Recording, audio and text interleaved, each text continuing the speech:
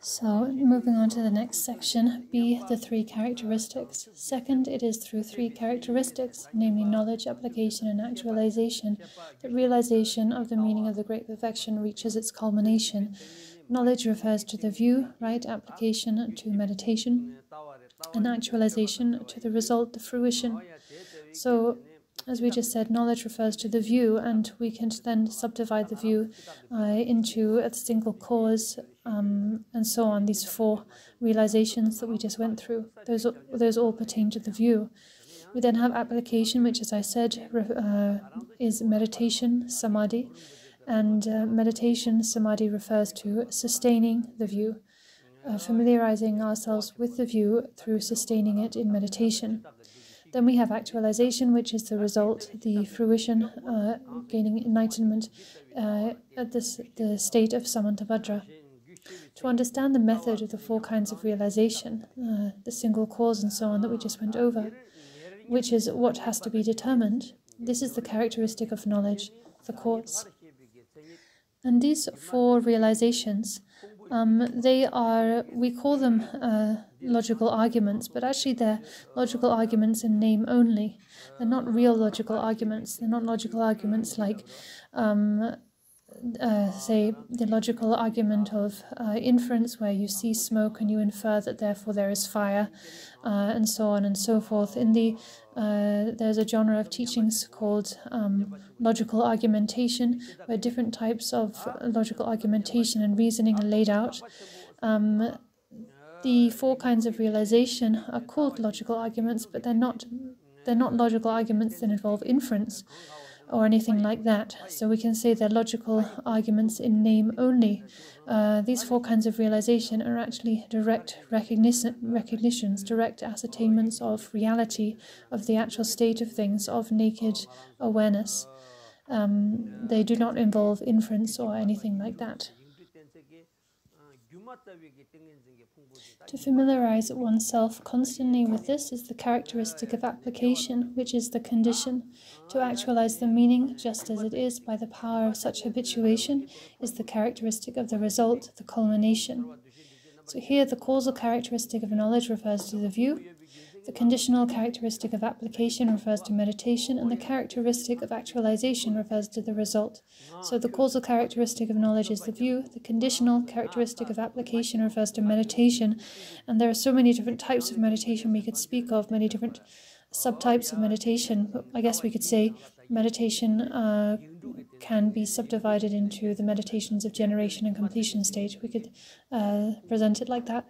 And the characterization of actualization refers to the result of Buddhahood. These three methods of knowledge, application, and actualization, cause, condition, and result, enable one to perfect the meaning, and for that reason they are all indispensable.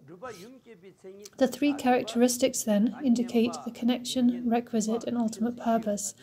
So these three characteristics of knowledge, application, and actualization indicate the connection. So the connection, this refers to the fact that all of these three are interconnected. The and knowledge, namely the view, is we could say, knowledge. Knowledge, that is the view, leads to application. We could say it's the causal characteristic. The cause, we could say, for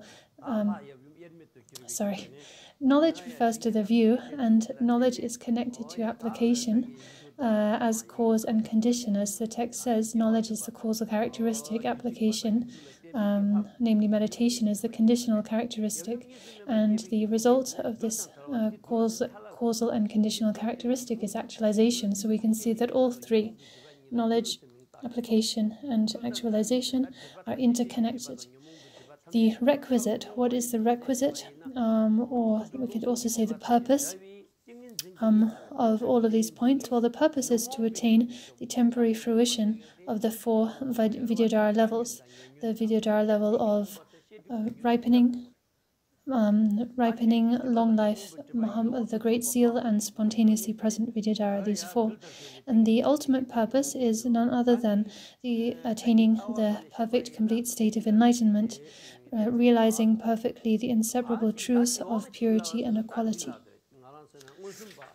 Connection refers to the causal characteristic of knowledge. It's the direct realization of the meaning of blessing. This comes on the one hand through the realization by means of syllables, the understanding that from the very beginning all things, conceptualized as the phenomena of total affliction and complete purity, have the nature of the enlightened speech, body, speech, and mind. So connection refers to the causal characteristic of knowledge, the view, and this is the direct realization of the meaning of blessings, which we've already explained. And this comes on the one hand through the realization by means of syllables, which is the understanding that all things from the beginning, primordially, originally, whether they be conceptualized as total affliction, that refers to samsara, right, or complete purity, nirvana, they are the nature of the enlightened body, speech, and mind. That is their nature. So in their impure, confused form, misinterpreted form, then enlightened body, speech, and mind are perceived as ordinary body, speech, and mind, but their true nature is enlightened body, speech, and mind. Likewise, the elements, earth, water, fire, wind, and so on, well, that is how we perceive them now, but essentially they are the 5 female Buddhas, likewise the 5 aggregates, the 5 male Buddhas, and so on. It also comes from the realization that there is but a single cause, namely that all phenomena are naturally the expanse of the enlightened state, and this is the meaning of realization through blessing and direct realization. What does this characteristic connect to? It's the cause for accomplishing unsurpassable Buddhahood, and thus it connects to the goal. So actually all of these points, the 4 realizations and so on, I've already explained in quite a bit of detail before, so you can reflect again on the meaning of these 4 realizations as I explained them and as they were explained in the text itself. Requisite refers to the characteristic of application, that is, the enjoyment in the great sameness without acceptance or rejection of all things, clean and unclean, pure and impure, that are conceptualized as the phenomena of total affliction, samsara, and complete purity, nirvana, the 5 medicines, the 5 nectars, the 5 antidotes, the 5 poisons, and so on. So there's a lot to say about these 5 medicines, nectars, and so on.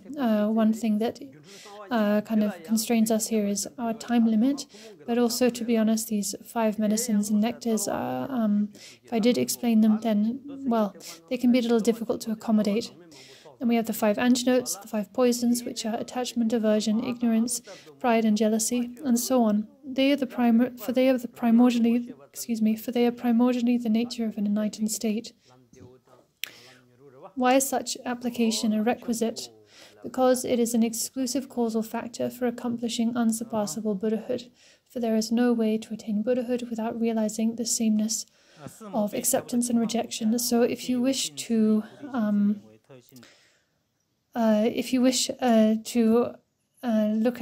about these points in more detail, the 5 medicine nectars and so on, and the samayas and so on, then you need to look at the 19th chapter of the Guhyagarbha Tantra, where the samayas are explained, 5 root and 10 branch samayas, making 15 in total. And you need to look at Longchenpa's commentary, Dispelling Darkness in the 10 Directions, which I know is translated into English, and probably it's also translated into Chinese. So what is the purpose of realizing these points, realizing the great sameness of all of these phenomena, that they are without acceptance or rejection and so on, beyond pure and impure, clean and unclean? Well, the purpose is to accomplish unsurpassable Buddhahood, for there's no way to attain that without realizing the sameness of acceptance and rejection. The ultimate purpose refers to the characteristic of the result, all the things that are labeled as the phenomena of total affliction, samsara, and complete purity, nirvana, in general and in particular, the 5 medicines, 5 nectars, and so forth, are primordially the enlightened state. They are spontaneously present in the state of great sameness, beyond acceptance and rejection. For this reason, samsaric existence itself is, from the beginning, spontaneously present and manifest as the characteristic of nirvana, the nature of unsurpassable Buddhahood. Therefore, referring to that which penetrates the minds of those to be trained and slices away all obscuration, the characteristic of the result is the actualization of the wheel of inexhaustible ornaments. This is the enlightened body, speech, and mind, which are perpetually and universally pervasive, the unbounded display of gnosis that fills the expanse of truth, decorating it like a turquoise set in gold.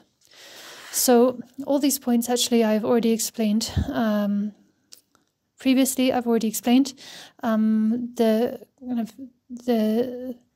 the essence and kind of the essence and crux of all of these points I have explained.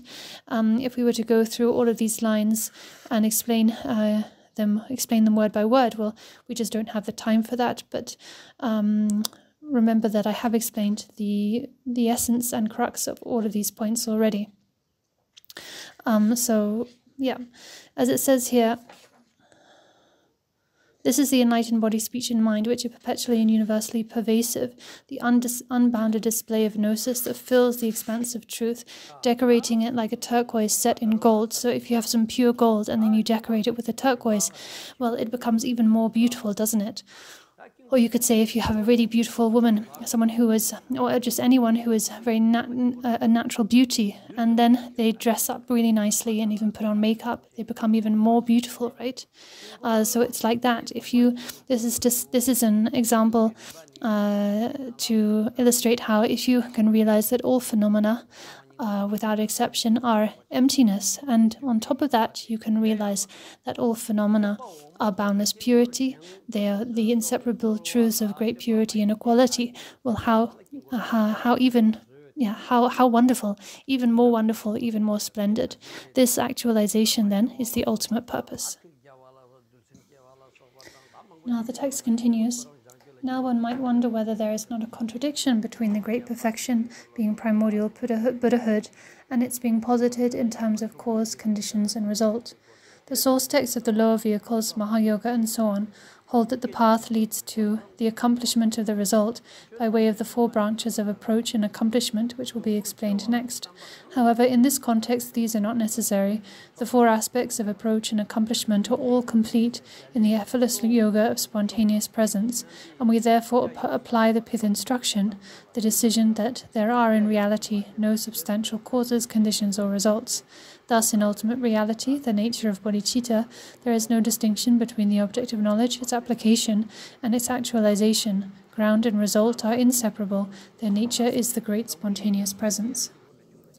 Now see the next section, the 4 branches. Third, in relation to the above, one should strive in the yogic practice in which the 4 branches of approach and accomplishment, namely the approach, close approach, accomplishment, and great accomplishment, are effortlessly, spontaneously present. This is the general exposition. In the great perfection, one needs to apply them in a way that transcends the 4 stages of approach and accomplishment in Mahayoga, a way in which all the things comprising cause and result, the elements and aggregates, or the 3 perfect liberations, or the union of skillful means and wisdom, or the inseparability of appearance and emptiness, and so on, and that appear as aspects of the male and female deities are by nature effortlessly and spontaneously present. In this respect, approach refers to the knowledge of bodhicitta, the ground, which is the union of primordial purity and spontaneous presence. This is the understanding that all the phenomena of total affliction, samsara, and complete purity, nirvana, are naturally the enlightened state from the very beginning, originally, primordially, and they are not newly made so by the path or contrived as such by means of antidotes. So approach in this context is not the creation or production of something new. Close approach refers to the knowledge acquired on the basis of that view that, having the nature of the 5 aggregates, we are ourselves the deity. This is the understanding that since all phenomena are primordially the nature of the enlightened state, we too are primordially the nature of the deity. It's not that we are made so now in the same way as when, from the state of the view of Mahayoga and other vehicles, we generate the visualization of ourselves as the deity. So it's not like at the level of Mahayoga, where it's understood that one must generate oneself as the deity and attain accomplishment in that way. Accomplishment refers to the generation of the female deities. Here again, this is not like generating the female deity in Mahayoga and other vehicles. Rather, from the expanse of space, the Great Mother, space itself, arises as the 4 Great Mothers, earth, water, fire, and wind. This then is the understanding that these are, from the beginning, the mothers that perform the activities of creating space, supporting, bringing together, ripening, and moving. So in the Mahayoga context, for instance, we generate the female deity, right? We generate the mother either as a wrathful deity or as, say, Samanta-Bhadri or what have you. And the deity has a physical form, a visual form, holding certain symbolic implements with a certain color, hands and arms and so on. But in this context, Rather, from the expanse of space, the Great Mother herself, space itself, arises as the four great mothers of earth, water, fire, and wind. And it's understood that these are from the beginning the mothers that perform the activities of creating space. That's the function of space. Supporting is the function of earth, bringing together the function of water, ripening the function of fire, and moving the function of wind. Great accomplishment refers to the interconnection of skillful means and wisdom. In what way are they connected? From the female Buddhas, wisdom, the absence of intrinsic existence in the five great elements, and the space of the mother, emptiness, perfect liberation. The male deities, skillful means, which we could say are the liberation of being free of expectation. Buddhas of the five aggregates appear unobstructedly, free of expectancy. It's not that they are united now by means of the path. They are united from the very beginning. From their union, which is the nature of inseparability as bodhicitta, all the senses and fields arise as the male and female bodhisattva manifestations. This is not as when in Mahayoga and the other vehicles, the sons and daughters emanate from the bodhicitta, the male and female deities in union, but that their nature is from the very beginning the enlightened state. So you might think, oh, Rinpoche is not giving any explanation, he's just reading through line after line. Well, yes, partly because there is not enough time, but also because I have already explained the crucial points that are at the heart of all these passages we're reading through. So, with an understanding of the main points that I did explain in detail, if you then read through these passages with that understanding in mind, then you should be able to understand what is being said here. Within that state, the illusion-like male deity, the gnosis of awareness, delights in the sense object, the illusion-like female deity, the expanse of truth, and in that, the wisdom of bliss, unobstructed, non-conceptual, inseparable, free of all bias, manifests, and in that, the wisdom of bliss, unobstructed, non-conceptual, inseparable, free of all bias, manifests in every way, experiencing realization just like the playing of music. There is not even an atom's worth of dualistic clinging. Consequently, the delighting wisdom is supreme bliss, on account of the way in which one sports in the illusory stream of such bliss and experiences it. The timeless continuum of the essential nature is like space. So here we have mention of the delighting wisdom is supreme bliss. What's meant by supreme bliss? Well, supreme bliss, mahasukha, or great bliss, is not referring to sexual bliss. It's not referring to a physical bliss, a physical sensation. Great bliss is, well, there's so much to say about it, but we can certainly say that great bliss, supreme bliss, is a bliss beyond all grasping, beyond all perception, conception, beyond subject and object, beyond all dualistic experience, beyond dualistic framework. Sexual bliss that comes from the union of male and female, the union of two people, that is a defiled type of bliss. The great bliss we're talking about here, that arises from the union of subject and object, the male and female deity, is an undefiled bliss. It is a bliss completely beyond, completely void of concept, of duality, of fixation, reification, attachment. It is beyond the notion of bliss and non-bliss, beyond the notion of suffering and pain. There is not even a hair's worth or a drop's worth of attachment to reality or dualistic perception within great bliss. There's so much to say about great bliss, like I said. If you study Tsalung, the practices of the subtle channels and winds, and if you engage in those practices, well, then you will learn a lot and also come to experience this undefiled great bliss. The commentary continues, at that very moment of bliss, the soul's self-arisen wisdom, the ultimate nature of phenomena, the meaning of the door of perfect liberation, that is the absence of attributes, free of all elaborations, beyond all reference to any limits, equal to space, and that does not go beyond the fence of the great equanimity.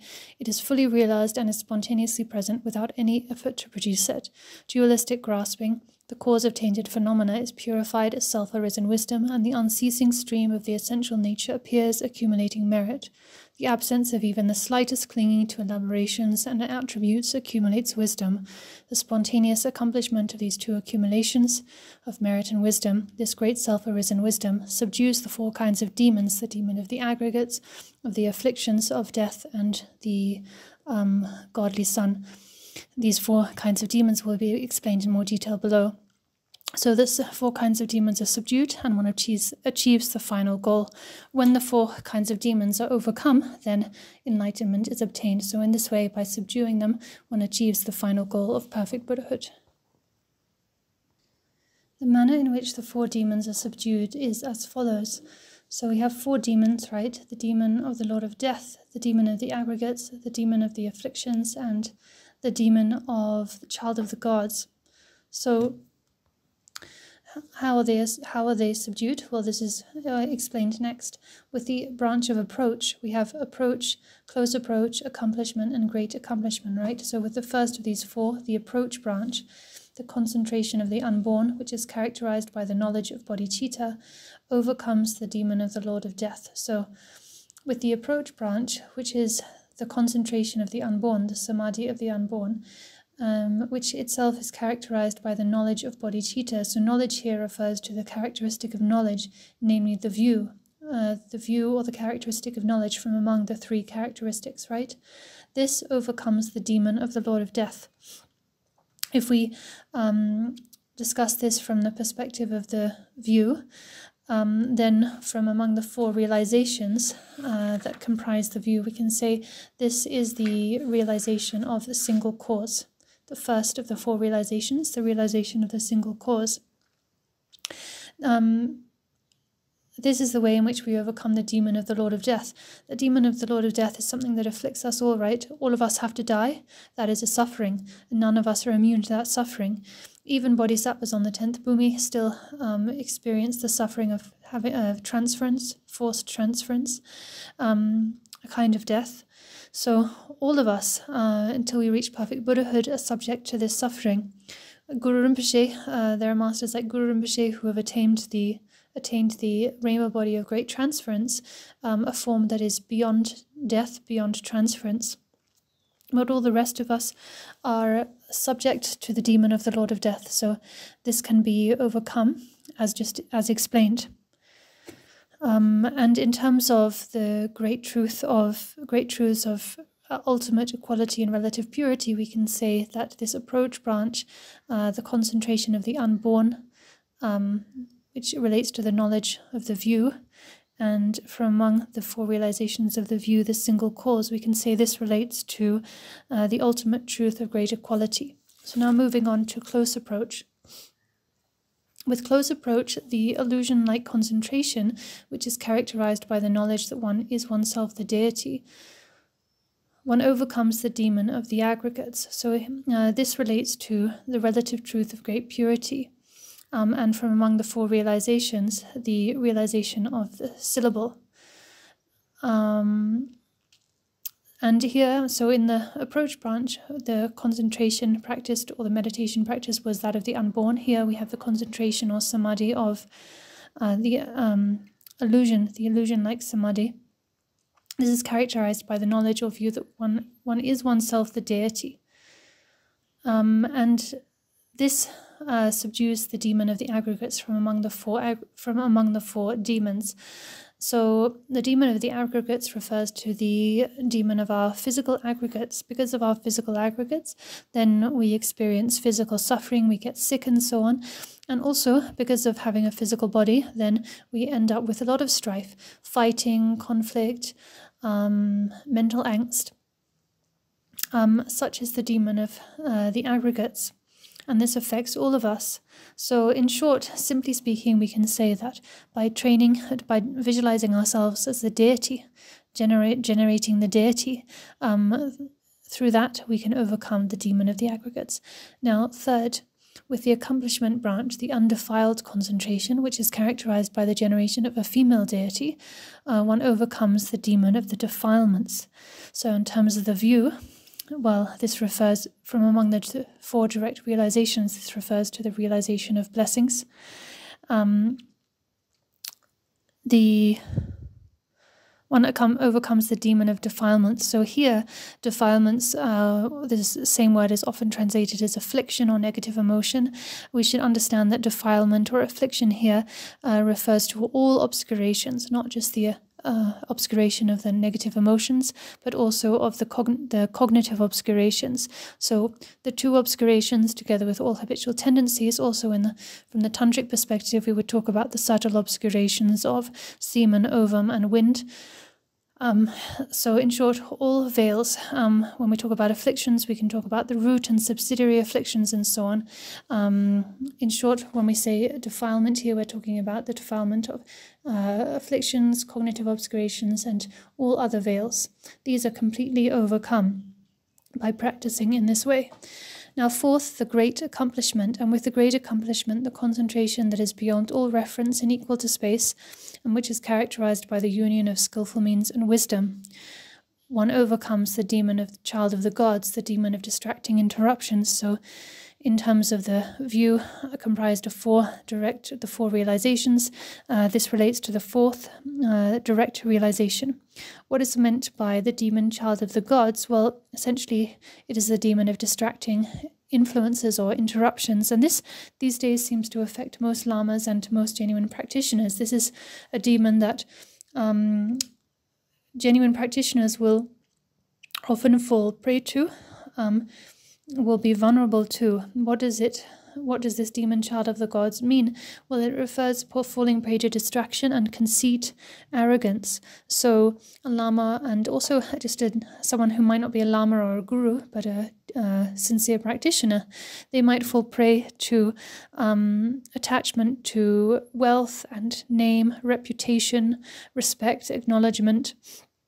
And then they might end up thinking, oh, I am really highly accomplished, I'm enlightened, I'm realized, or I'm of a really high birth, high family, I have such a high view, I'm so developed, I have such a high level of practice, and they develop pride and conceit in this way. This is really a negative and very harmful thing, but nevertheless it's a trap that many practitioners and also many gurus fall into, many lamas fall into, and then you can end up with a lama who is a teacher, supposedly a teacher of the Dharma, actually acting in ways that conflict with the Dharma. So, thus, the path that has the power to enable one to overcome the four demons, the four demons we just went through, is the perfectly pure path. Indeed, it is only the perfect Buddha who has overcome the four demons in full. Even bodhisattvas on the 10th bhumi, on the last phases of the last stages of the 10th bhumi, they still have very subtle levels of these four demons, or they're still subject in very subtle ways to these four demons. So it's only the perfect Buddha who has completely overcome them, and indeed, in order to attain perfect Buddhahood, one must completely overcome these four demons. Any path that enables one to do so is a perfectly pure path, whether it be a path of sutra or a path of tantra. If it enables you to overcome these four demons, it is a perfectly pure, genuine, authentic path. That is the great path of spontaneous accomplishment without effort. So that's specifically describing the great perfection path. Generally, all paths of sutra and tantra are genuine paths that enable one to overcome the four demons and attain perfect Buddhahood. But most specifically, the path of the great perfection is a path of spontaneous accomplishment without effort. So if we follow the sutra path, well, we can reach perfect Buddhahood and overcome the four demons, but it involves a lot of effort and will take 3 countless eons or more. If we follow the lower tantric paths of Mahayoga, Anuyoga, and so on, well, those paths still involve quite a lot of effort.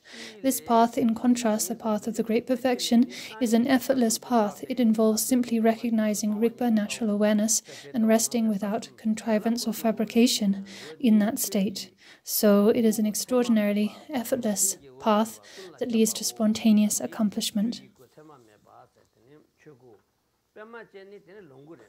So now the next section, the 4 stages of entering the mandala. The procedure for entering the mandala of the great perfection does not depend, as it does in the lower vehicles, on efforts such as constructing or laying out a mandala. So here, in this context, mandala means the great perfection, the state of the great perfection. When we speak of mandala, well, we can speak of many different types of mandala. In the Vuyagarbha Tantra, describes 7 different types of mandala, one of which is the natural mandala. We could say the mandala of the natural state. So that is the mandala we're talking about here, the mandala of the natural state, the mandala of the great perfection. As the first line of commentary here reads, the procedure for entering the mandala of the great perfection does not depend on efforts such as constructing or laying out a mandala. So in other contexts, in other levels of practice, then one makes mandalas in different ways, by drawing with a series of lines and so on, or with very strict measurement and arrangement, alignment, or there are sand mandalas, which often takes 6 or 7 days to construct. If you make a sand mandala for, say, the Kala Chakra or Guyagaba, that takes many days to make, right? And at the same time, one has to make elaborate tormas and so on and so forth. But here, the mandala does not involve that kind of effort or construction or production. It is something that is spontaneously present and simply just needs to be recollected. In terms of the size, as the commentary reads, it is the magical display of all phenomena, perfectly pure from the very beginning, that constitutes the mandala of the measureless palace, unbounded by spatial and temporal demarcations, and granting every possible wish. So this mandala, this natural mandala, is beyond measure. It is limitless, infinite, as boundless and infinite as space. So you might think, well, that sounds a bit extreme, but no, this is really how it is. And there are so many stories that illustrate this, like the story of how when the Mahasiddha Sangwapa constructed, meaning he drew the mandala and erected the mandala of, I can't remember exactly which deity it was, it might have been Chakrasamvara or another deity. Anyway, this Mahasiddha Sangwapa drew and erected the mandala of a deity in a place called Yumso Mao. I might have got the pronunciation wrong, but anyway, a certain place. And then granted the empowerment for that deity. And when doing so, the entire area, and this is a huge area, the entire area appeared to everyone present as the mandala of that deity. And we also have the account of Guru Rinpoche bestowing the Vajrakalaya empowerment on Khandri Yeshe Tsogyal in Bhutan at the sacred site Singezong. And the Vajrakalaya mandala that manifested filled the whole of space. That is how Khandri Yeshe Tsogyal saw it, filling the whole of space. So that is the mandala of the great perfection, the natural mandala of the great perfection. There are so many other stories that illustrate this, but we don't have time. We just don't have time to tell these stories. In short, the mandala we're talking about here, the natural mandala of the great perfection, is not a handmade or constructed mandala. It is something spontaneously present and beyond measure. The entrance to this primordial, unsurpassable mandala, which is completely beyond the realm of such things as coloured powders and images, consists first of all in the wisdom that comes from listening, through hearing from one's teacher, the texts of the great perfection, and the other vehicles of skillful means. These texts, such as the 13th chapter of the Guyagaba Tantra, together with the pith instructions, engender an understanding of the meaning of the primordial Buddhahood.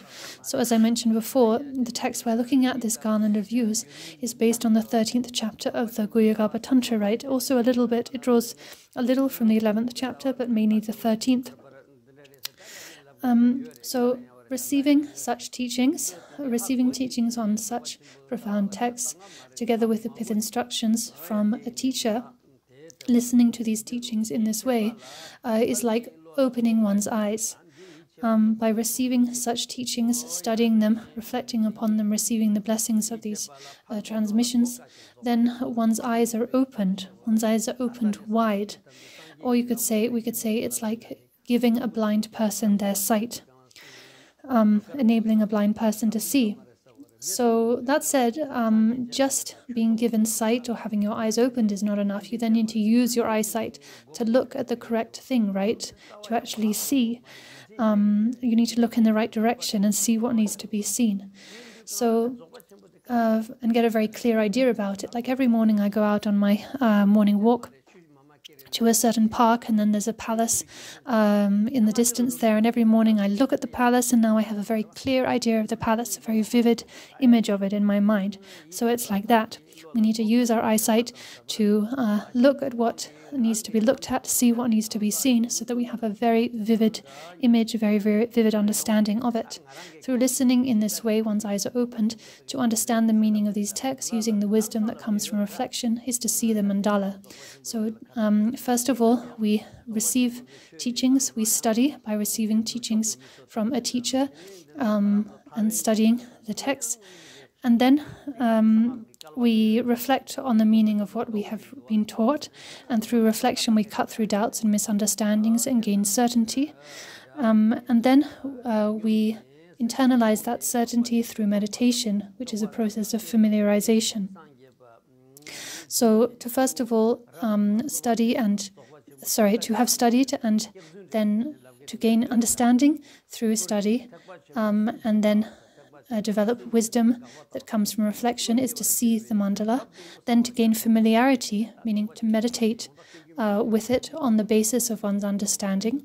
Using the wisdom that comes from meditation is to enter the mandala, that is, to receive empowerment. And when we say meditate, so we go through this process of study, reflection, and meditation, right?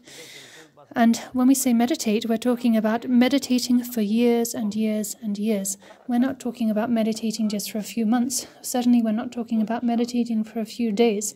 Like so many of you, so many people, including some of you here in Taiwan, will meditate just for a few days, literally 3 days, 5 days, 7 days, and then say, nothing happened, or I didn't make progress. Well, 3, 5, 7 days of meditation is nothing.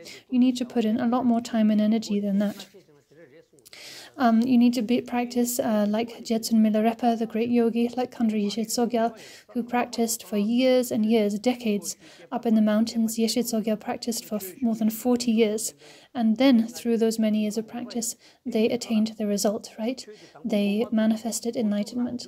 As it says, and when once entered, when this mandala is entered, the mandala becomes manifest. The great accomplishment of perfect Buddhahood is attained. So, it is through applying ourselves to meditation, having engaged in study and reflection, that we can accomplish the level of Buddhahood, that we can attain great accomplishment, that the mandala will become manifest. We need to understand that just 3 or 7 days of practice is not enough. These days people talk about, a 3-day retreat, a 7-day retreat, and even advertise these sorts of retreats. Well, it all sounds very nice, doesn't it? A 3-day retreat, a week-long retreat. But it's retreat in name only, really, because such a short period of practice is really not going to bring us much result. This section of Padmasambhava's text was taught in order to show that this method of the great perfection is the most exclusive of all. This method is the culmination of all the causal and resultant vehicles. It is the great perfection, the state of perfect equality. There is no progressing higher than that. The result of this path is the entrance, effortlessly and spontaneously, into the level of the great wheel of collections of syllables. So in the Vajrayana, in the Guhyagarbha Tantra, we find a presentation of 13 bhumis. So this is a presentation unique to the Vajrayana teachings, and specifically the Guhyagarbha Tantra, and the great wheel of collections of syllables is the name of the 13th bhumi. Generally speaking, in the vehicle of characteristics, the sutra teachings, the level of Buddhahood is usually referred to as universal light, which is the name of the 11th bhumi. Both the sutra and tantric teachings call the 11th bhumi, namely the state of perfect Buddhahood, universal light, because through the emanation of numerous rays of light, it turns beings to be trained into suitable vessels. So having reached the 11th bhumi, the level of Buddhahood, universal light, then one is able to bring enormous benefit to beings. In the diamond vehicle, meaning the Vajrayana, there are usually said to be 3 levels of Buddhahood. Universal light, the 11th bhumi, is the Dharmakaya, devoid of attributes, beyond elaboration, naturally pervading everything with radiant light. The lotus endowed, the 12th bhumi, is the ground of unattached compassion, the state in which non-conceptual wisdom sees the meaning of the Dharmakaya, even though there is nothing to be seen.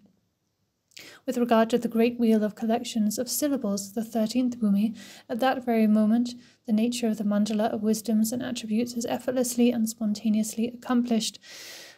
So much to say about these 3 bhumis. But anyway, syllables in this context refers to two things, wisdom and attributes. And attributes are again subdivided into two, name and form. Regarding this, beings with the sharpest mental faculties have understood that the primordial enlightened state means that they have been enlightened from the very beginning, originally, primordially so, and in an instant, without their depending on the effortful activities of the path, their familiarity with this grows in power, grows in strength.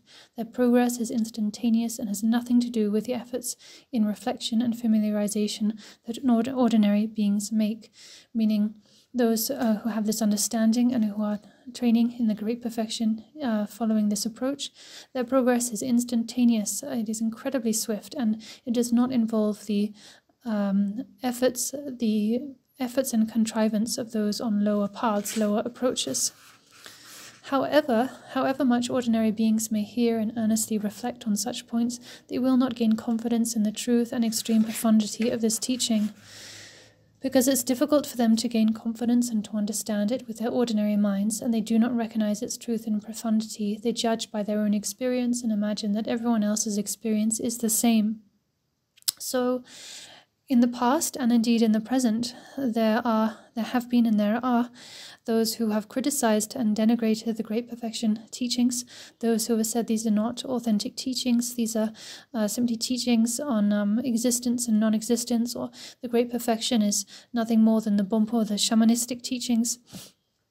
There have been people in the past, and again, there are some in the present day, who criticize, denigrate the Great Perfection teachings, but such critics are not criticizing the Great Perfection with knowledge of the Great Perfection. They're not criticizing it based on knowledge, but rather based on lack of knowledge. It is because they do not understand, they do not know the Great Perfection, that they are making this criticism. It's not a case of someone understanding a subject matter and with that understanding criticizing it. That is absolutely not the case. The Great Perfection, though, is something very difficult to understand. It's difficult to accommodate. It's difficult to realize. Of course, because the Great Perfection, to understand the Great Perfection is to understand the ultimate truth, that which transcends words, language, that which is inexpressible, inconceivable, beyond words and thought. So this is something pretty challenging. And also, to understand the Great Perfection, we need to understand that all phenomena are primordially enlightened. All phenomena are Buddha. Like all the elements of earth, fire, water, and wind are the Buddhas. We need to understand and accept that. And if we don't know the reasons, the how and why of that, well, that is very challenging. Just like that student who asked me, in the Vajrayana, it said you need to perceive, recognize the wind and water and so on as the Buddhas, but how? How to do that? Well, indeed, if you don't know the reasons, the reasons why the elements and so on are the Buddhas, if you have not understood or recognized the view of the Great Perfection, then you won't understand how all things are the Buddha, how all things are pure, and you won't be able to move beyond the level of imagination, right? We spoke about the difference between imagination and the view. So in short, the Great Perfection view is tough. It's difficult to understand, difficult to penetrate, and indeed modern scientists too these days, they can't understand it. If you said to a modern scientist that the nature of the 5 elements is the 5 female Buddhas, well, they wouldn't be able to understand that. They wouldn't believe that because they don't know the reasons why. So these days too, there are critics of the Great Perfection, those who criticize these teachings. But that said, many people in Western countries, as well as here in Taiwan, are very, they love the Great Perfection. They're very keen to receive the Great Perfection. And this, I don't know, perhaps is a sign that such people have the karmic disposition or the fortune to receive these teachings, the Great Perfection. But there are others, even these days, who say, "Oh no, these teachings are just a lie; they're false." As our text says, they judge by their own experience. They think, "Well, I don't understand the Great Perfection; it doesn't make sense to me, so therefore it doesn't make sense. Full stop." They think that everyone else's experience is the same as theirs. They think it's completely false to say that those who have realized the Great Perfection and all phenomena are enlightened from the very beginning. They think it's completely false to say that enlightenment is instantaneous enlightenment is possible. Thus, they belittle beings of superior faculties and give rise to an attitude of repudiation with regard to the great vehicle. For this reason, this teaching needs to be kept extremely secret, and this is why the teacher himself referred to it as the secret vehicle. So this is a very important point, because these teachings are so difficult to penetrate, and if people misunderstand them or don't understand them, they can end up criticizing them. Therefore, we need to be careful, we need to safeguard them, and they should actually be kept secret. So this is to say that really these profound teachings shouldn't be shared openly in this kind of public setting, as I'm doing now. Who knows whether all of you here are listening with faith or not, whether you've really come here with faith in the Great Perfection or not. Most or many of you might have come here with faith, but there might be some others who are just here out of curiosity or, here to pass their time, and that is certainly not the motivation with which one should be receiving these teachings. Another important point is that when receiving teachings, any Dharma teachings, and even more so with the Vajrayana, it is vital that you receive teachings from beginning to end and you do not interrupt your receiving of the teachings. So in this case, this would mean you should have attended the first session in which I bestowed the Vajrasattva empowerment, and you should have attended every single session without any break, without missing any part of any session until the end. If you omit a session, if you attend some sessions but not others, then that is really not okay. You're not receiving the teaching in full. You're interrupting the teaching, and this then you're not receiving the teaching in full. And there's a lot of negativity, a lot of, we could say, negative karma to interrupting one's Dharma studies like this. It's a bit like, you'll end up a bit like a person with a physical impairment. So there might be someone who is blind or deaf, or maybe they lack an arm or a leg. Yes, they're still a person, but they're not physically complete, are they? Their body is not physically perfect and complete. So if you skip some of the teachings, or some of you who have even been getting up in sessions in the middle of a teaching session and going out of the room to take a phone call, well, then you're interrupting you're interrupting the transmission of the teaching from your side. And that is, really problematic. Khenpo Dazo Rinpoche would emphasize the importance of this and say it's even more important in a Vajrayana context. Equally, if you're in the room but you fall asleep during a session, well then your receiving of the teaching is interrupted, right? So in short, if you go to a teaching, then you need to follow through. You need to receive that teaching from the beginning to the end without any interruption. And you need to receive the teaching with faith and a sincere motivation. So, as it says here, for this reason, the teaching needs to be kept extremely secret. It should not be given to those who lack faith, who are critical of the teacher, and so on. You might say, well, then if that's the case, then Rinpoche, why are you sharing these teachings in this context if it's not how it's meant to be done? Well, indeed, it's a good point. But these days, so many other teachers are teaching very secret teachings very publicly and openly. Everything from Yeshe Lama to Garab Dorje's the 3 vital statements, the Guyogaba Tantra, and so on, are being taught very openly. So it kind of, if I insist year after year on not giving teachings like this, because it's not proper, it's not the way it should be done when everyone else around me is doing it nevertheless, well, I don't know. In addition, some students have been requesting me very insistently, again and again, long-time students of mine have been requesting me for such teachings, and so I ended up agreeing and have shared these teachings. But nevertheless, I think we're going to be okay. I'm quite sure most of you here have faith in the Dharma and will be able to keep your samaya. So I think we'll be okay. In any case, I don't spend much time in Taiwan. I only visit once every 2 or 3 years. Sometimes I don't come for 4 or 5 years. When I do visit, I don't spend much time here. So I think there's not much chance of us damaging our samaya with each other. I think we'll be just fine. But at one point, I began the teachings with the Vajrasattva empowerment because, well, that is a requisite for such teachings. Most of you here did receive that empowerment, so that is good and proper. But there are some of you who didn't receive that empowerment, but came to the teachings. You didn't attend the empowerment, and yet you came to the teachings. Well, In that case, if you listen to receive such teachings as this on the Guyagaba Tantra without first receiving empowerment, well, the blessings of the Guyagaba Tantra will not enter you, even if you listen to the teachings. So, until their disciples develop the intellectual capacity to understand fully the fact that all phenomena are primordially the enlightened state, teachers use the lower vehicles to benefit beings through the paths of the gods and humans, listeners, solitary realizers, and so on, and thus do not waste the spiritual potential of their disciples. For this reason, there are extensive passages in the sutras and tantras mentioning that the disciples of mean intelligence, the master should be well versed in the defects of samsara, and so on. So, indeed, when a student is new to the Dhamma, well then they should be instructed in karmic cause and effect. A teacher should begin by guiding a student in karmic cause and effect and the other teachings found in the vehicle of characteristics, for instance, the faults of samsara, the defects of samsara, and so on, and slowly lead them step by step up into the higher teachings. They should then teach them bodhicitta and so on. Bodhicitta is of utmost importance. So it's so important to study and learn about bodhicitta by studying texts like The Way of Bodhisattva, the 37 Practices of Bodhisattvas, Words of My Perfect Teacher, and so on. These are vital. These are indispensable teachings.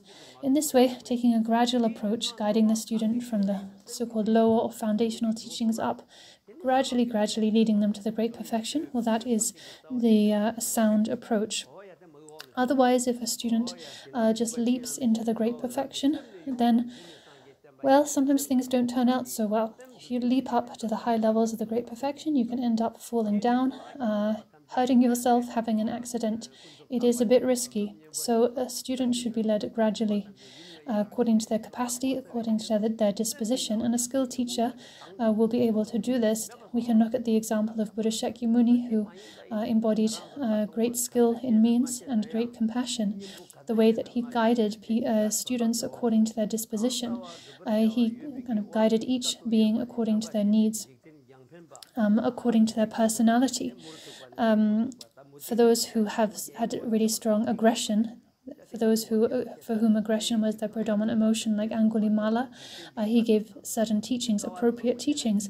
Then for those whose predominant emotion was desire, like Ananda, well, he guided them in another way, a way that was suitable to their disposition, their emotions.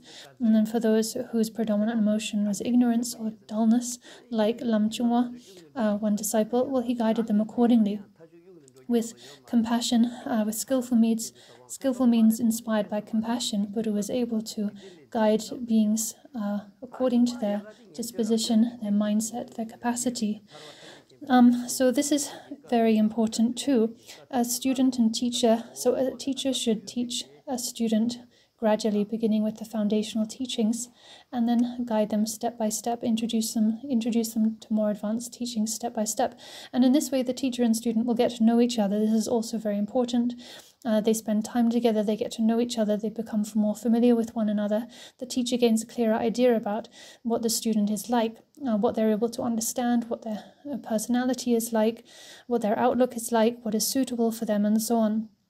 And this also helps them to guide the student in a custom way, a bit like a doctor treating a patient. The doctor goes to the patient's bedside and gains a good understanding of the patient's constitution, their state of body and mind, and so on. Well, then they can give a custom prescription, right?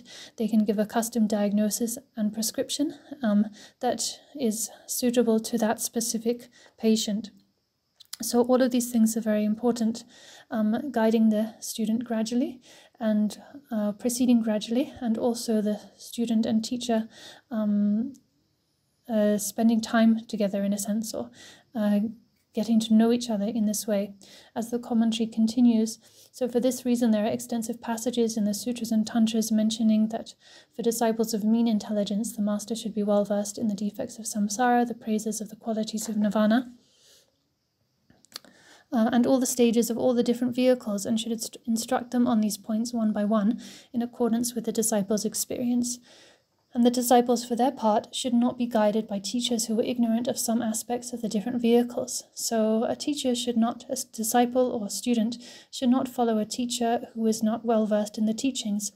You should not follow a teacher who is not an expert in the Dharma. They will not be able to help you. There's no point in following a teacher like that.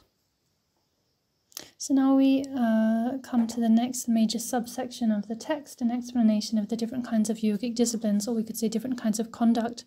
So earlier on in the text, this twofold kind of major subdivision was laid out, right? Was mentioned. So first of all, an explanation of the different kinds of view. We have just completed this major subsection, an explanation of the different kinds of view. We began by looking at the various views of the non-Buddhists. Then we moved on to look at the various views of the Buddhists. We've covered all of the views of all 9 vehicles of Buddha's teaching. And now we move on to look at the different kinds of yogic disciplines, or as I said, we could say conducts. Different types of conduct, and this explanation is comprised of a brief introduction and a more detailed presentation. We begin with the brief introduction.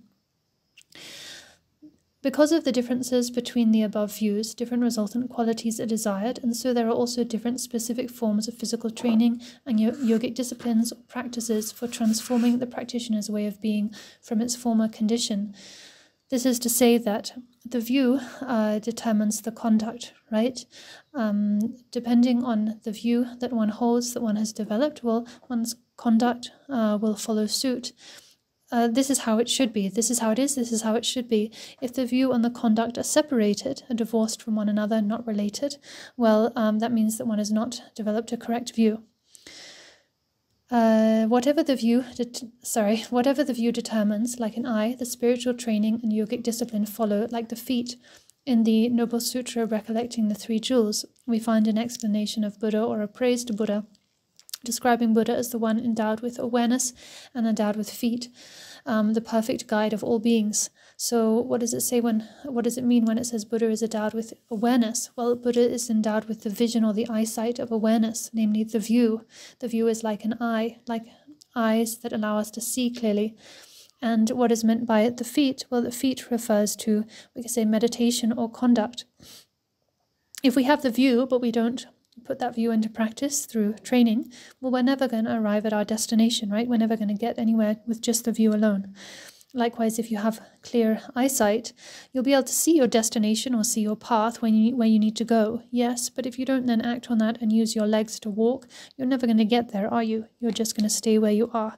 So we need both. At the beginning, the most important factor is one's eyes, right? Clear eyesight, meaning the view. But once the view has been determined, then we must follow through with practice, which are like legs, using our legs to get us to our destination. On account of the differences between the views, there may or may not be any spiritual trainings. This word, spiritual trainings, is more often translated as austerity, referring to, the physical austerities of various types of conduct. There are 2 views that are not associated with spiritual training or austerity, those of worldly unreflective beings and of the non-Buddhist nihilistic extremists. So in short, there are... So to go back to the previous line, on account of the differences between the views, there may or may not be any spiritual trainings, meaning there may or may not be austerities, there may or may not be effort required. Conduct involving effort. Well, the conduct, the view that does not involve a conduct with effort, the view that does not involve effortful conduct or austerity is the view of the great perfection. All other views, so the view of Kriya, Upa, and so on, they all involve effortful conduct or austerity, or as it's translated here, spiritual training. There are also those who practice a false or mistaken spiritual training or conduct, namely the non-Buddhists. They actually undergo a lot of austerity, all sorts of different conducts that involve great physical austerity, relying on fire and so on. But these don't bear any fruit. They are false or mistaken types of conduct. So there are 2 views that are not associated with spiritual training, those of the worldly unreflective beings and of the non-Buddhist nihilistic extremists. We spoke about these before, right? Earlier on in the survey of non-Buddhist views. The reason for this is that their views do not imply anything that needs to be accomplished. often we all regard ourselves as Buddhist practitioners, right? But often we regard ourselves as Buddhist practitioners, but we actually end up behaving like non-Buddhists or like worldly people. We tell ourselves that we have a very high view, and yet when it comes down to our behavior, we behave no better than worldly people or non-Buddhists, fighting for wealth, for status, for reputation and acknowledgement, or getting into conflict, family conflicts, or national, international conflicts. Why do we end up in this position? Well, because of our attachment to reality, our attachment to permanence, our reification of phenomena, our belief that we are true, we are right, we are in the right, we are clean, we are not at fault, we're the best, we're correct, and everything truly exists. Because of these mistaken outlooks and beliefs, we end up conducting ourselves in a mistaken way. We end up behaving just like worldly beings or non-Buddhists, even though we call ourselves Buddhists. Khenpo Dazo Rinpoche would point this out repeatedly and scold his students for falling into this trap. So today then, first I'll just read through a few more lines of text. Those views that are associated with spiritual training or with austerities, on account of the fact that they do imply something to be accomplished, are of four kinds. First, there are the trainings of the worldly materialists and non-Buddhist eternalist extremists who undertake mundane practices unconnected with the path to liberation. Then there are the spiritual training of the listeners and that of the bodhisattvas. Both of these constitute supramundane paths. Finally, there is the unsurpassable spiritual training.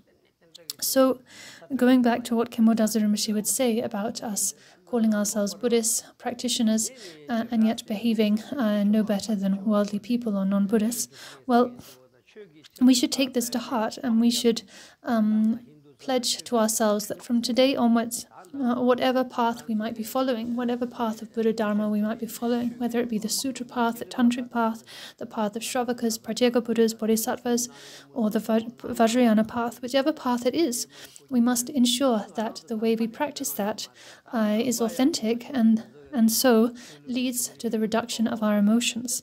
We must make sure that we practice effectively, meaning practice in a way that our emotions steadily reduce, that our mind becomes less and less afflicted. Otherwise, no matter how much effort we put into our so-called practice, if it doesn't perform that function and it doesn't tame us, doesn't tame our mind, meaning reduce our afflictions of attachment, aversion, and ignorance, then our practice is really of no use. It is serving no purpose whatsoever. We need to tame our mind. That is the point of all Buddha Dharma.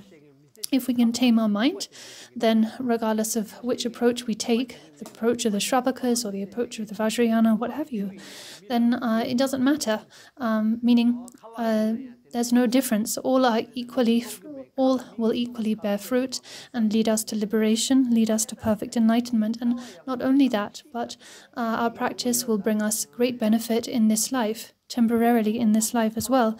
If we become a good practitioner, then we will be free of all psychological problems, all mental angst, depression, and so on. We will naturally feel content and happy, at ease with whatever happens in life. And we'll be able to enjoy our lives so much more. So there are temporary benefits as well, of course, as the ultimate benefit of liberation and enlightenment. Actually, if you want to check whether someone is a genuine practitioner or not, you just need to look at their conduct. Are they content? Are they at ease? Are they tamed? If someone has the name of, say, Khenpo or Abbot or Sifu or Tuku or what have you, well, that doesn't mean anything if those people are not tamed, if they don't conduct themselves in a tamed way. If they're broiling with emotions, it doesn't mean anything if they have a high title. So again, we cannot emphasize the importance of this enough, whether we're practicing the Sutra approach or Tantric approach.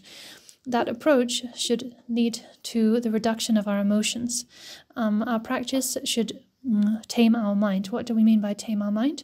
We mean reduce the afflictions of attachment, aversion, ignorance, and so on. As Buddha said, commit not a single misdeed, cultivate a wealth of virtue, and completely tame your mind. This is Buddha's teaching. So here we have been studying these profound teachings on the relative great purity and ultimate great equality, the inseparable great truths of purity and equality. We've been learning about how all phenomena, the elements and aggregates of the primordial need, the 5 female and male Buddhas, and so on. So, as a result, by coming to understand these profound points, then our minds should become purer, less afflicted, more open, less embroiled in emotion. If that is the result of us listening to and reflecting upon these teachings, well then that means we are moving in the right direction and these teachings are bearing fruit.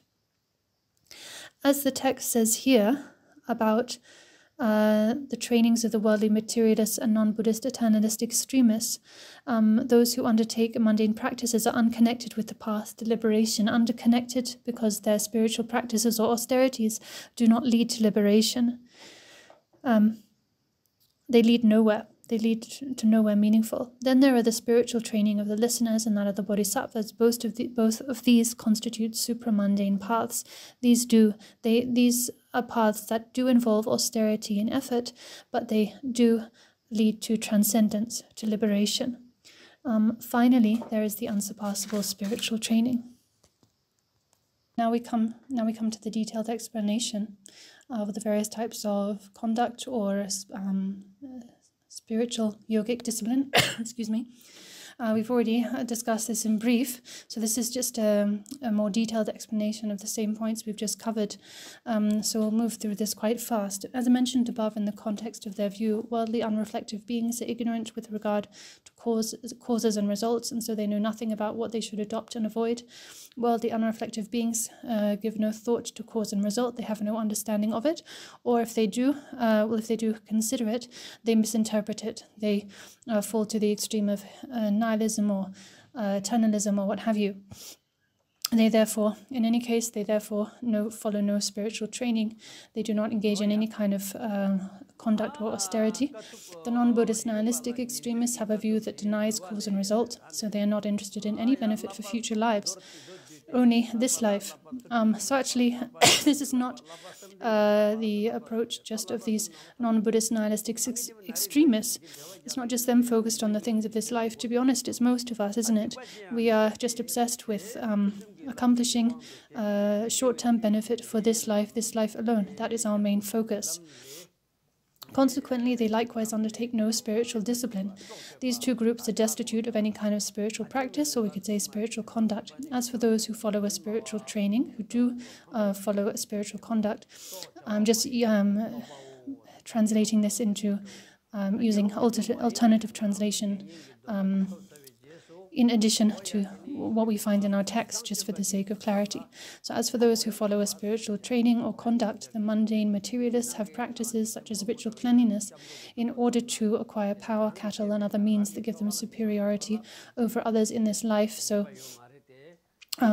again, as I said, it's not just the non-Buddhists, but also most of us who are focused mostly on this life. So such mundane materialists, they observe ritual cleanliness like personal hygiene and different practices of hygiene for the sake of their health and so on. The non-Buddhist eternalist extremists, well, in order to purify the permanent self that they believe exists, they indulge mistakenly in meaningless hardships, austerities such as enduring the torment of 5 fires and so on. So, as we discussed previously while looking at the various views of non-Buddhists, these eternalist extremists, they believe in an almighty, omnipotent creator or a great being, and they strive to please this being through sacrifices, including blood sacrifice, and also physical austerities, such as enduring the torment of 5 fires. They light 1 fire in each of the cardinal directions, north, east, south, west, and then they have the blazing fire of the sun above their head, and they sit there enduring that intense heat as a form of spiritual austerity, thinking that this will purify them and please their almighty creator, and that they will then, thereby through this and other practices, be able to attain enlightenment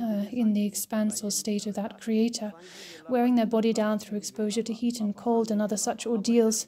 These ordeals include waging holy war, A lot of Hindu practitioners, they believe in waging war for the sake of their religion.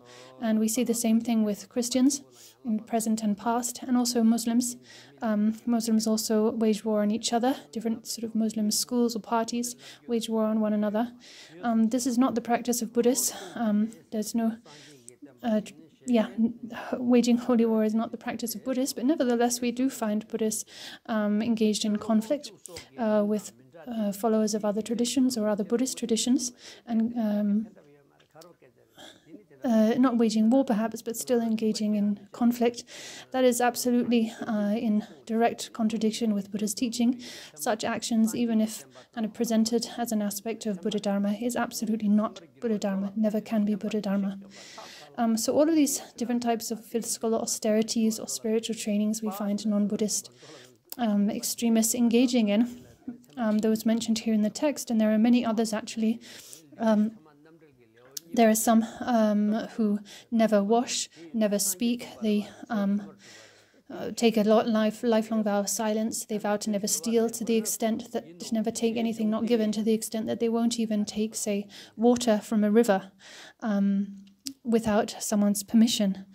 There are those who will never eat anything without the permission of others. There are those who never wear clothes, just don themselves in dust, and so on. And they view all of these activities as spiritual austerities that will lead to some spiritual accomplishment. But these are all mistaken, futile austerities, because they do not actually lead to enlightenment. They do not lead to a genuine spiritual accomplishment.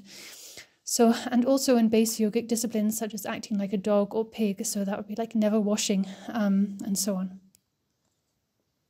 So now we continue on page 92. Regarding the listener's spiritual training, the spiritual conduct of the Shravakas, the Vinaya gives the following summary of the three trainings of discipline, meditation, and wisdom.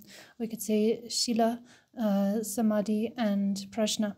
Abandon every evil deed. As Buddha said, abandon every evil deed, practice virtue well, and perfectly subdue your mind. This is the Buddha's teachings, right? So abandon every evil deed. This refers to the training in discipline, which is the contrary of the path of the 10 non-virtuous actions. So the 10 non-virtuous actions are the 3 non-virtuous actions of body, the 4 of speech, the 3 of mind, making 10 in total.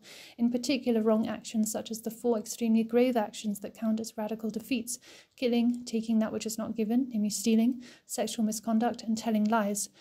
So from here on down, I'm going to move very quickly through the text, because if I explain these following pages in any kind of detail, we honestly will need 2 or 3 more days.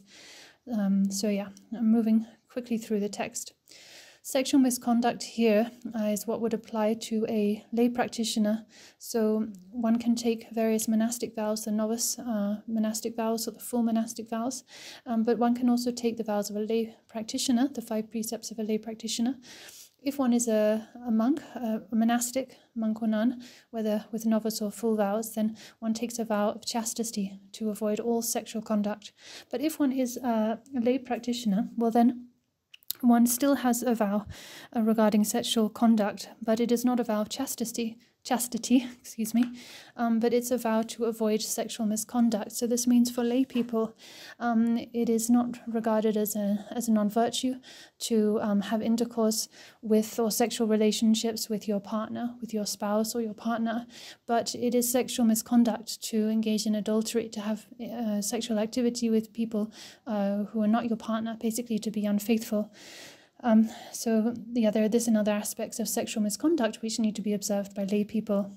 And then we have telling lies. So these are the 4 grave actions that count as radical defeats. So again, if one is a monk or nun, then sexual misconduct would be chastity. And to commit any of these 4 would count as a radical defeat of one's vows. Practice virtue well. This corresponds to the training in wisdom, the sublime path that is to be followed, and the resultant qualities that are to be attained. So the sublime, noble path that is to be followed, the path taught by Buddha, and the resultant qualities that are to be attained, namely the state of nirvana and enlightenment. So whether it be the liberation of the Shravaka, arhats, all the way up to perfect enlightenment, all of which are contained in the wisdom that is the unmistaken realization of the meaning of the Four Truths, the Four Noble Truths, the truth of suffering, its origin, cessation, and the path. We discussed the Four Truths earlier on in these teachings. So then we come to the next line, and perfectly subdue your mind. This refers to the training of the mind, that is turning away from outer distractions and training in the concentration of one-pointed meditative equipoise. So to train in a one-pointed concentration, this is what we mean by meditation. And the one-pointed concentration, well, it could be a one-pointed focus on the Four Noble Truths in their 16 aspects, or it could be the four applications of mindfulness and so on. Whatever is the object of our training, we rest our mind one-pointedly on that. That is meditation. So in this way, all of Buddha's teachings in their entirety, all levels of Buddha's teachings in their entirety are summed up in the three trainings, as just explained, the training of discipline, wisdom, and meditation. This applies to all levels of teaching, as I said, including the Great Perfection. So the Great Perfection the teachings of the Great Perfection also contain these three trainings, and this is explained very beautifully by all-knowing Jigme Lingpa in his Treasury of Precious Qualities, but we don't have time to draw on those details. So this is the Buddha's teaching, the next line. This last line validates the verse as authoritative. Unlike the non-Buddhist scriptures, such as those of Ishvara, it's true and can be trusted by everyone, for it was taught by the Buddha. It is the holy Dhamma, the excellently spoken Vinaya. In short, Buddha's teaching is valid, and Buddha as a teacher is valid. In contrast, the non-Buddhist scriptures, such as those of Ishvara, they are not valid, and they're really not particularly meaningful. They're not particularly meaningful. In contrast, the Buddhist teachings that are taught by Buddha, a valid teacher, a valid being, are valid. They are trustworthy, authentic, authoritative. And this is established and discussed in detail in the Compendium of Valid Cognition, and also the commentary on Valid Cognition, Sema Namdral, in the second chapter there, where Buddha is established as a valid teacher. In accordance with this, the listeners consider that all positive and negative phenomena exist on both the relative and ultimate levels, meaning that any phenomena that appear to the relative consciousness also appear to the ultimate consciousness, so that they exist on both levels. Therefore, with their bodies and speech, they follow the spiritual training and yogic discipline of implementing virtue and avoiding non-virtue. Earlier in the section on the view, the solitary realizers were presented separately, but here their spiritual training is not mentioned because it is similar to that of the listeners. The Bodhisattva's spiritual training or conduct is described next. In order to liberate all sentient beings from the ocean of samsara, they cultivate the intention to attain the wisdom of omniscience. This is the main body of their vows. But until they attain that wisdom of omniscience, they are unable to benefit beings. So if they are to attain it, three things are indispensable. So the Bodhisattva needs three things. First of all, the cause, which is bodhicitta. What do we mean by bodhicitta? It is the determination to establish all sentient beings at the level of enlightenment. The root of this bodhicitta is compassion. So to go back to bodhicitta is the wish to establish all sentient beings in enlightenment. Bodhicitta is a mind endowed with two aspects or two qualities: compassion that focuses on sentient beings and wisdom that focuses on enlightenment. A mind endowed with these two qualities is bodhicitta. The cause or root of this bodhicitta is compassion, but here we mean great compassion, not just the ordinary limited compassion of, say, a mother who has compassion and love for her children, her own children. Here, when we talk about great compassion, we're talking about impartial compassion for all sentient beings, limitless as the expanse of space, all beings of the 6 classes, every single being in samsara, your friends and your foes equally. So this kind of great compassion or mahakaruna, and the consummation, the result, which is skill in means. So these three are indispensable. The factors that counteract these, and which are naturally shameful deeds for bodhisattvas, are their 4 radical defeats. Naturally shameful deeds can also refer to the 10 non-virtues, and the 4 radical defeats are explained in the following lines, namely giving up bodhicitta, which is contrary to taking hold of bodhicitta, failure to protect sentient beings out of stinginess. So these 4 radical defeats cause one to lose one's bodhicitta, and no need to say much about this. They're pretty clear. pretty easy to understand, and I think actually many of you are more learned than me in the teachings of the Shravakas and also the teachings of the Bodhisattvas. You have done a lot of study. Many of you have done a lot of study on these things, so you'll be very familiar. If we were to explain these points in a lot of detail, well, then we would have to basically go through the whole of the way of the Bodhisattva. So giving up bodhicitta, which is contrary to taking hold of bodhicitta. So thinking, oh, I just can't do it. I just can't work for the benefit of all sentient beings. It's beyond me. Being discouraged and giving up your bodhicitta. That's the first. Then failure to protect sentient beings out of stinginess. So say there is a famine, or someone is dying on the verge of someone is at risk of dying of starvation, and you have food. You can help. You have the means to help this person, but you don't because of your stinginess. Well, that is the second radical defeat. Maliciously harming beings, these last two being incompatible with compassion. So harming beings in any way, and abandoning the holy Dharma, which is contrary to skill in means. If they are free of these four factors and are imbued with compassion, bodhisattvas also need to act physically and verbally to subjugate beings. As we find in the 20 verses on the vows of a bodhisattva, failure to act for beings' welfare by employing subjugating activities when these are appropriate as a means for training beings will cause a bodhisattva's vow to deteriorate. And failure to tame beings by the seemingly ignoble use of miraculous displays to trick, abuse, or intimidate them and so on will also lead to a deterioration of the vow. So this means that a bodhisattva who really has bodhicitta, this wish to benefit beings, well, they must employ all means, including wrathful means. So, meaning wrathful, subjugating means with body, by means of body and speech.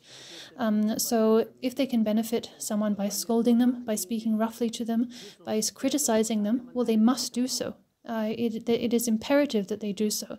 If they can benefit beings by actually hitting them, by hurting them physically in some way, sometimes with a child, for instance, you can help a child actually by scolding them, or even by beating them, by smacking them, by telling them off. That can be for the child's own sake, right? And so too with sentient beings, a bodhisattva sometimes can actually help beings in these ways. And if a bodhisattva fails to do so, well, then they are damaging their vow. These days it's pretty challenging. Parents might, for the benefit of their child, say, smack their child to discipline them. But then in places like America, if the child then calls the police and tells them, my mom smacked me, then the police will come along, arrest the parent and lock them up in jail. So it's probably the same here in Taiwan. In any case, with the bodhisattva, even though this sort of behavior, scolding and treating beings harshly might not look good, might not look sweet, if it's going to benefit someone, then they are obliged to do it. Why is this? Because of their loving and compassionate attitude. Bodhisattvas' intentions are virtuous, so even if they act harshly, they are without fault, they are benefiting others. Provided they are imbued with the motivation of great compassion, whatever they do, whether virtuous or seemingly negative, none of their activities will damage the bodhisattva vow. To sum up, the bodhisattva vow is to act on the basis of great compassion. The spiritual training of the unsurpassable secret is as mentioned in the Sutra of the Great Samaya. And in terms of the Guhyagarbha Tantra, this is mentioned and discussed in the 19th chapter. In those whose minds have the fullest certainty or assurance with regard to the Buddha's vehicle, the unsurpassable great sameness of skillful means and wisdom, even indulging in all the 5 defilements and 5 sense pleasures leaves no stain. So the 5 defilements, and we could say the 5 afflictions of attachment, aversion, and so on, because these are in essence the 5 wisdoms, the 5 primordial wisdoms, and because the practitioner has recognized this, then indulging in the 5 defilements, well, that is going to bring about no fault. Likewise, indulging or partaking of the 5 sense pleasures of form, sound, smell, and so on, is going to leave no stain, going to be no problem, just like King Indrabhuti, who attained enlightenment through partaking of the sense pleasures. They are like lotus petals unsullied by the mud. For such sublime individuals, the whole of the listener's discipline and the bodhisattva's vows will be perfect and complete. So here we're talking, in one sense, specifically about the vows, the samayas of the the vow. We're talking about the samayas, the sacred commitments of the unsurpassable tantras, but actually if we look at it, think about it more deeply, we can see that all other levels of vows from the Shravakas on up are contained within these tantric samayas. This is how the various levels of vows go. Actually, the lower vows, say the vows of the foundational vehicle, vows of the listeners, they are included essentially in the bodhisattva vows. Likewise, the bodhisattva vows are included within the tantric samayas, as explained in the treatise on the three vows. The various levels of vows, they transform in essence as one ascends the various vehicles. All of the lower vows are contained in the upper vows in the principle of upward containment. They are all present without being mixed and so on. So in the treatise on the three vows, this is explained, this principle of upward containment, how the lower levels of vows are naturally contained, perfect and complete in the higher levels. And this and six other aspects are discussed in that treatise. Because all phenomena are in the state of sameness from the beginning, we have compassion from the very beginning. It's impossible to be separated from it, and it's not something to be cultivated. So this is describing the compassion of the great perfection. When one realizes boundless purity, well, then one has perfect compassion, perfect and pure compassion. And actually the compassion of the great perfection is even more pure and even more superior, even greater than that of the bodhisattva vehicle. And since anger is devoid of specific characteristics, since it is not truly established with characteristics, it is not something to be abandoned. The intended meaning of this passage is that because everything is in the state of sameness from the very beginning, if one is imbued with this understanding of sameness, there is never any transgression. To sum up, with regard to conduct, the listener's vow involves the avoidance of deeds that harm sentient beings. The bodhisattva vow involves, in addition, the implementation of activities that benefit beings. And the vows of the secret mantras involve, as well as these first two, the practice of the activities of the Tathagatas. Furthermore, regarding the relationship between mental states and natural deeds, in the case of the listener's vows, the greatest importance is ascribed to the actions themselves. So these lines are very easy to understand. I don't need to explain them any further.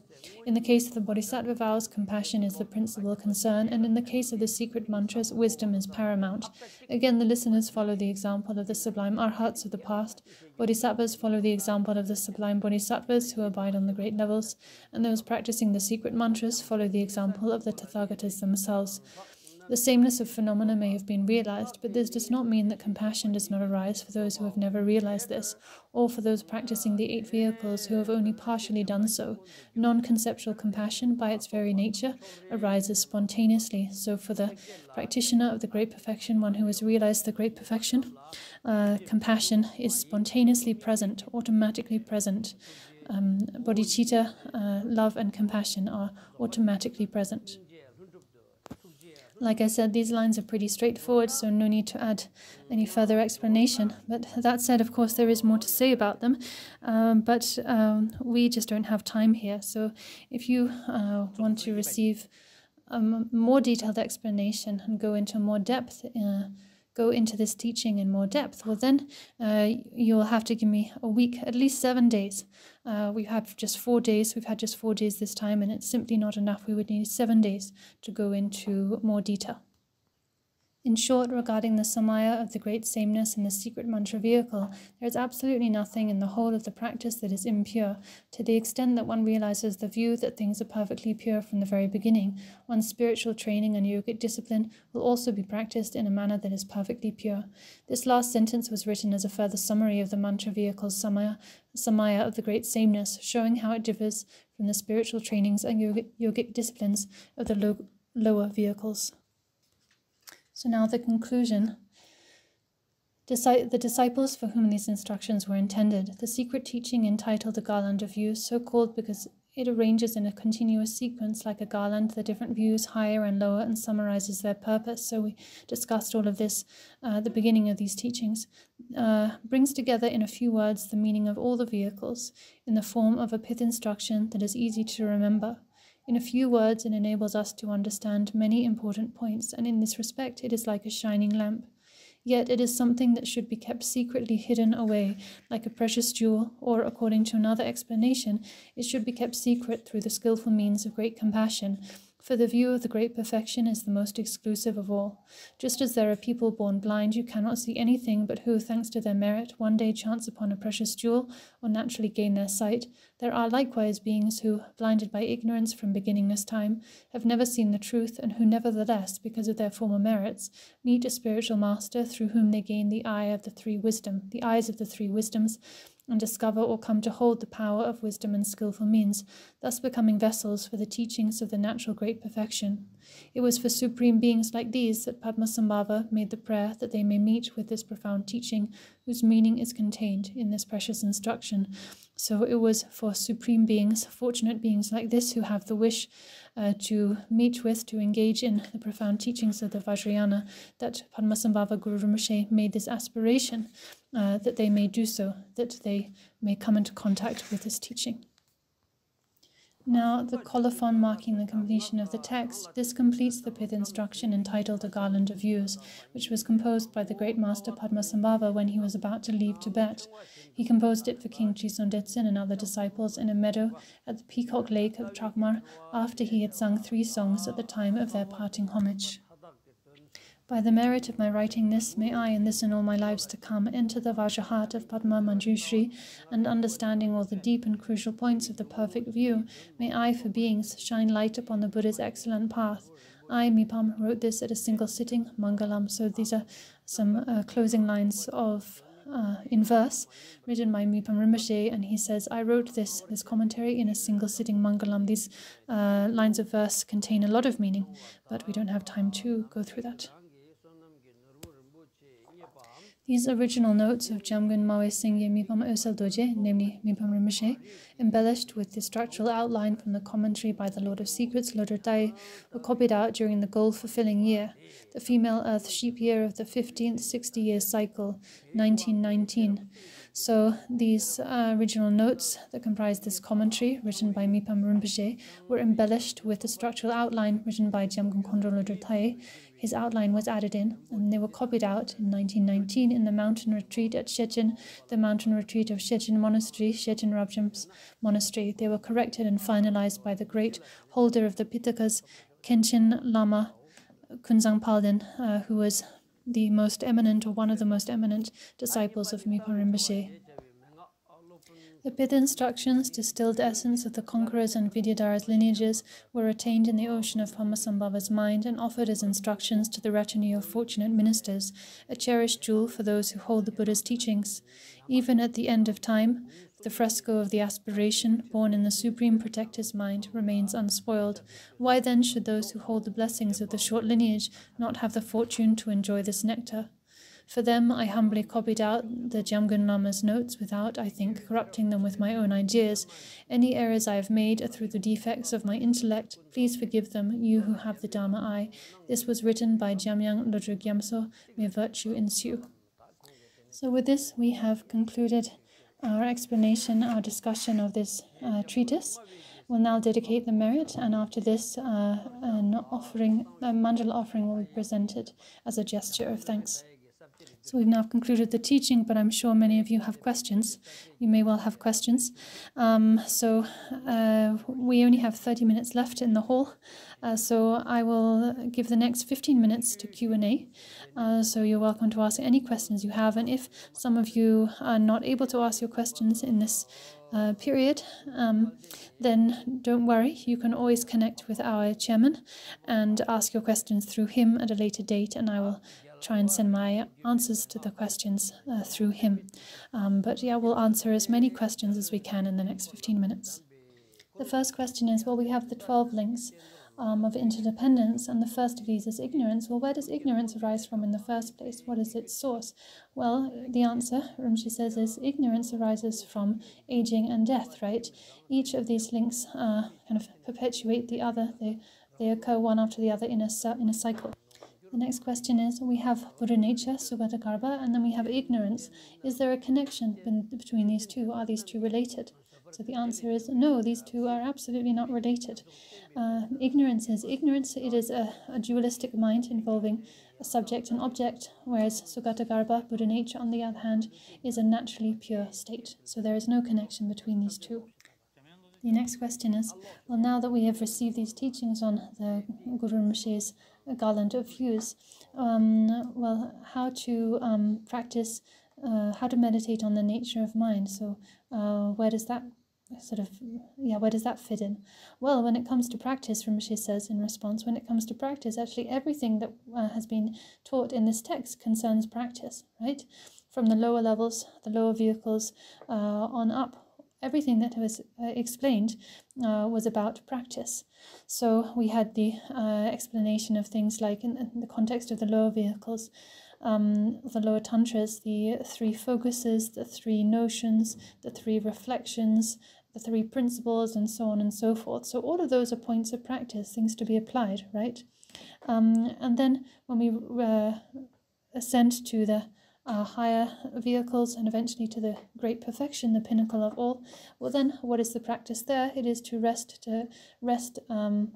naturally in the uncontrived state, or to let be without fabricating, in the inseparable truths of great purity and equality, to rest in the state of inseparable purity and equality. In terms of a yidam, well, in this context of the great perfection, Vajrasattva is an excellent yidam to practice. And so you could train in the practice Vajrasattva, and then while doing so, try to rest in, try to sustain the state of purity and equality, of boundless purity. I practice Vajrasattva every day, and I try and do that. I do my very best to see if I can sustain the state of boundless purity and equality. It's difficult, to be honest. I struggle, but I still do my best, and I try my best. The next question was, so the Shravakas and Pratyeka Buddhas, they realize the no self of person, right? And then when you realize the no self of person, then you no longer have sensation or perception or consciousness and so on, because you've realized that there is no person, right? So then what's the benefit of realizing this?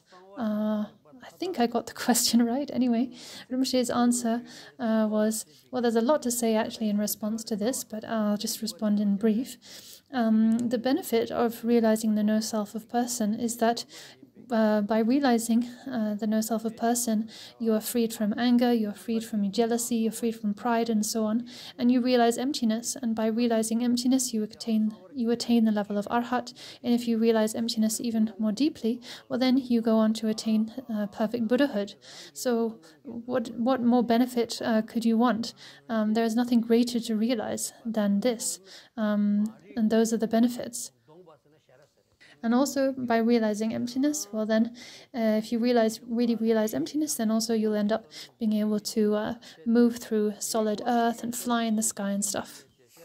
Next question was, so this instruction from Guru Rinpoche, the Garland of views, was given by Guru Rinpoche as his parting advice when he was leaving Tibet for the cannibal land. He gave this as his final teaching, right, to King Drisang Detsen and so on.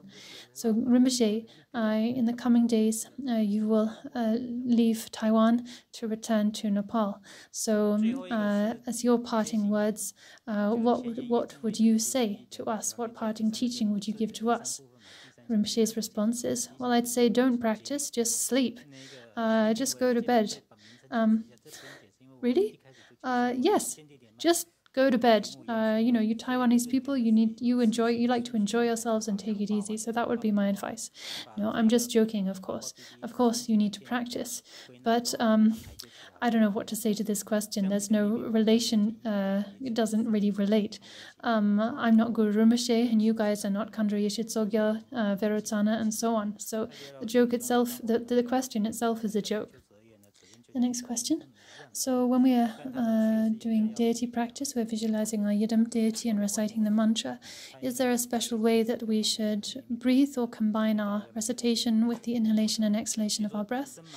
Rinpoche responded, well, this is a good question, and this is taught mainly in the context of Kriya Yoga, or Kriya Tantra.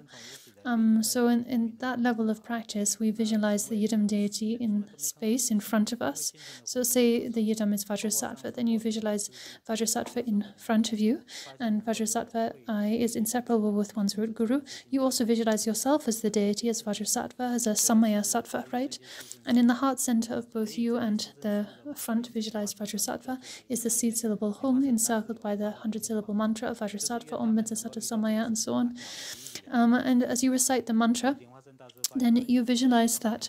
So as you recite the mantra, then the 100 syllables encircle, rotate around the seed syllable Hung, and light rays radiate out from your heart center and strike the heart of Vajrasattva in front of you. So as you recite the mantra, then you visualize that the mantra radiates out of your heart and enters the heart of Vajrasattva in front of you. The Vajrasattva, who is inseparable with your root guru, enters his heart, and the 100-syllable mantra circling in his heart. And you think at the same time that it enters him, Vajrasattva becomes delighted and pleased.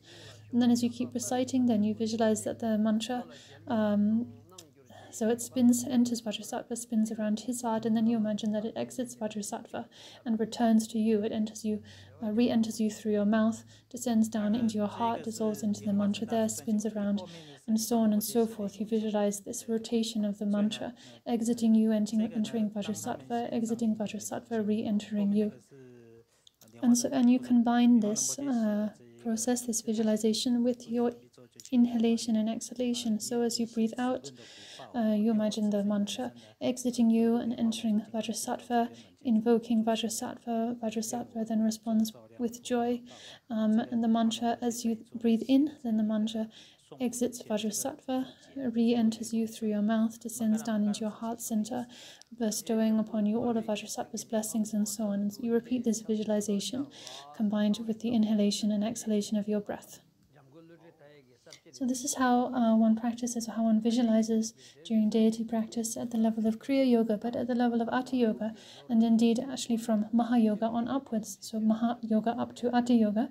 How does one practice? How does one engage in deity practice? Well, by applying what are called the 4 nails that bind the life force, or the 4 stakes that bind the life force. So if we're practicing Vajrasattva, well then the first nail is the nail of the generated deity. So if we're practicing Vajrasattva, then that would mean the generation of the deity, visualizing the appearance of the deity. The second nail is the nail of the recited mantra, so the recitation of the 100 syllables of Vajrasattva. These are to be recited not too slow, not too fast, at a suitable speed, clearly and accurately. And then as you're reciting that mantra while visualizing the deity, you visualize that light rays radiate out from the mantra. They radiate out into all 10 directions and present a wonderful wealth of offerings to all of the Buddhas of the 3 times and 10 directions, including your root guru. They please all of the Buddhas and Gurus with these offerings, and then the light rays gather back with all of their blessings. They dissolve into you. Once more light rays radiate out. This time they radiate out downwards, so to speak, towards all sentient beings in the 6 of the 6 classes, all sentient beings in samsara, all of one's kind parents who are suffering in samsara, and these light rays purify their obscurations, purify their suffering, and purify these impure realms of samsara. Then the light rays gather back into you. So that is the nail of enacting activity through the radiating out and gathering back of light rays. And then we have the 4th nail, the nail of unchanging wisdom realization, which is to recite the mantra and maintain the visualization while recognizing that all phenomena are boundless purity. The 5 elements, the 5 female Buddhas, the 5 aggregates, the 5 male Buddhas, this is their original primordial nature. Everything that appears and exists is boundless purity. And today we got to speak about boundless purity, the boundless purity of all that appears and exists in quite a bit of detail and in a very excellent way. The next question is, when explaining the Four Noble Truths, you mentioned various aspects or factors for each of the Four Noble Truths. What are they? Rinpoche replied, oh, these are the 16 aspects of the Four Noble Truths. So each of the four truths is said to have four aspects, let's say. So the truth of suffering has the following four aspects: suffering, impermanence, emptiness, selflessness. The truth of origination has the following four aspects: cause, origination, intense arising, and condition. So four for each of the Four Noble Truths, making 16. The 16 aspects of the Four Noble Truths. Sonam di tamche zirpa nye tomne nyewe tanam pamche kon keka nashi Ongtrupa ye sipi sole rokondo